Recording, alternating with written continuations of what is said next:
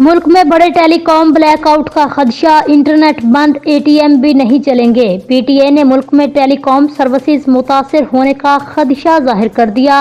हुकूमत और एलडीआई ऑपरेटर्स में लाइसेंसेस की तजदीद और वाजिबात का तनाज़ा बरकरार। पाकिस्तान टेलीकम्युनिकेशन पीटीए ने मुल्क में टेलीकॉम सर्विसेज मुतासिर होने का खदशा जाहिर किया है। हुकूमत और एलडीआई ऑपरेटर्स के दरमियान लाइसेंसेस की तजदीद और वाजिबात का तनाज़ा ताहाल हल नहीं हो सका, जिसके बायस पीटीए ने मुल्क में टेलीकॉम सर्विसेज मुतासिर होने का खदशा जाहिर कर दिया। पीटीए के मुताबिक तनाज़ा बरकरार रहने की सूरत में मोबाइल नेटवर्क, इंटरनेट, एटीएम और सेटेलाइट सर्विस मुतासिर हो सकती है।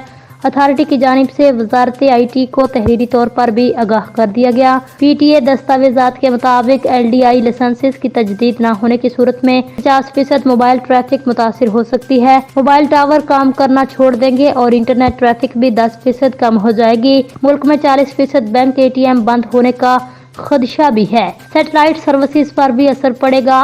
एलडीआई कंपनियों के लाइसेंसों की तजदीद न होने से सर्विस दीगर ऑपरेटर्स पर शिफ्ट करना पड़ेगी, जिससे आलमी मोबाइल और इंटरनेट राब्ते भी मुतासिर हो सकते हैं। दूर दराज इलाकों के सरकारी दफातर के मवासलाती राब्ते भी मुनक़ता हो जाएंगे। 10 एलडीआई कंपनियों के जिम्मे मजमूई तौर पर 76 अरब रुपए वाजिबुल अदा हैं। कंपनियों ने ये रकम एपीसी और यूएसएफ की मद में हुकूमत को अदा करनी है।